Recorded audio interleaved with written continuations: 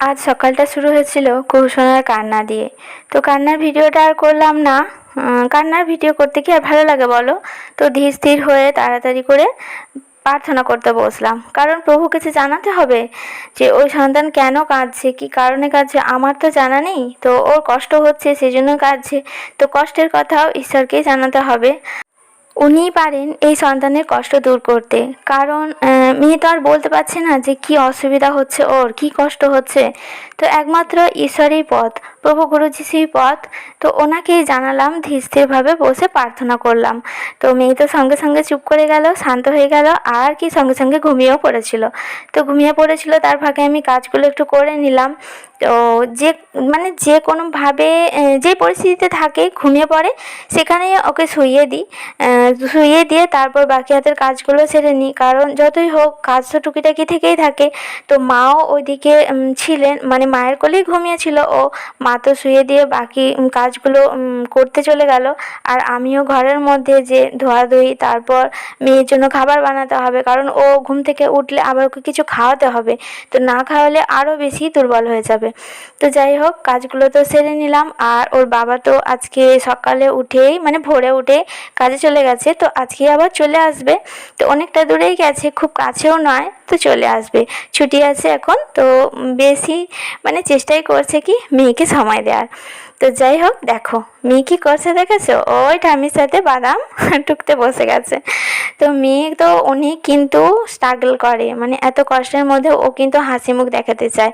তো সেই জন্যই তোমাদেরকে আর কান্নার মুখ আমি শেয়ার করি না, ওর হাসি মুখটাই দেখানোর চেষ্টা করি।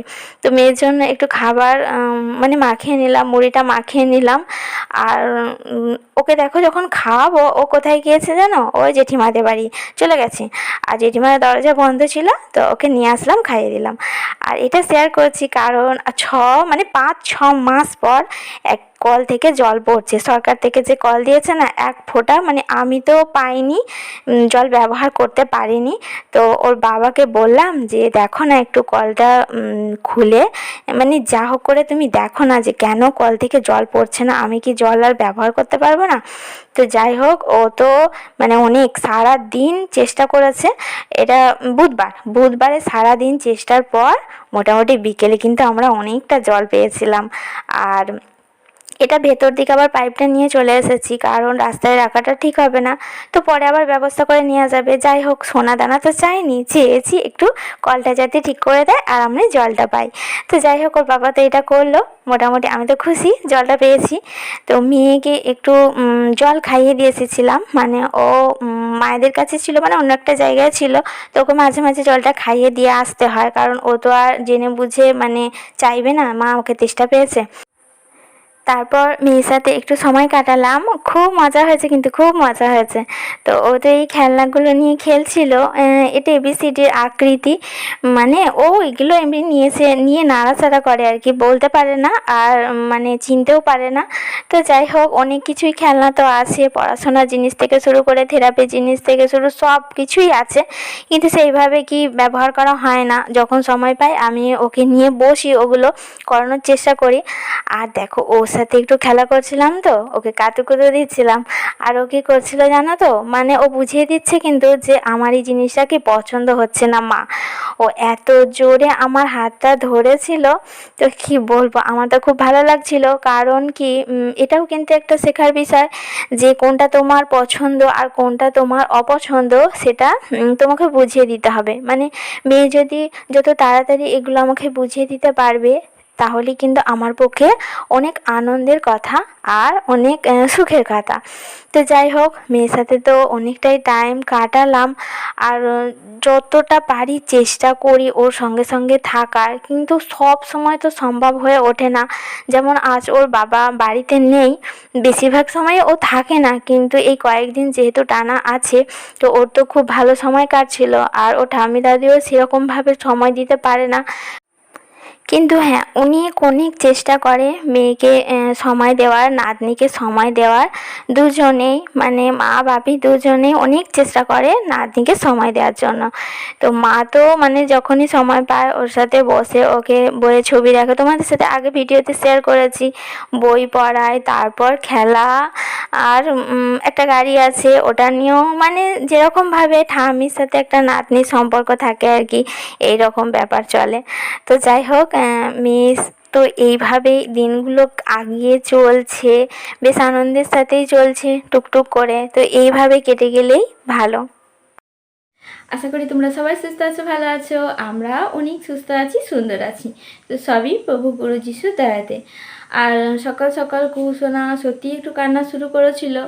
আসলে ওর একটা প্রবলেম আছে, তো তো যখন ওটা হয় তখন কষ্ট হয়, তো একটু কান্না করে। তো অনেক দিন পর তো আবার অনেকটা টাইম কেঁদেছে, অনেকটা টাইম, তবু এটা আমার কাছে কিছুই নয়। তো হ্যাঁ, তখন 6টা বেজে গেছে, 6টার পর থেকে মানে মোটামুটি 15-20 মিনিট কেঁদেছে। তো তারপর চুপ করে গিয়েছিল। তো তারপর চুপ করে গিয়েছিল, সেটাও তোমাদের সাথে শেয়ার করব যে কিভাবে ও মানে কান্নাটা থামালো। তো মাকে বললাম, মা তো আসলো, ও কাঁদছিল সেজন্য। তো মা আসলো, মা ওকে কোলে নিয়ে বসলো, আর আমি ওকে মানে ছেড়ে দিয়ে একটু পাশে বসে একটু প্রার্থনা করলাম। তো তার আগে ওকে তো ওষুধ খাইয়ে দিয়েছিলাম। ওকে একটা নির্দিষ্ট টাইমে ওষুধ খাওয়াতে হয়, মানে ওটা নিয়ম যে নির্দিষ্ট টাইমেই খাওয়াতে হবে। তো যাই হোক, তো পাশে সরে এসে আমি ঈশ্বরের কাছে প্রার্থনা করলাম, প্রভু যিশুর কাছে প্রার্থনা করলাম।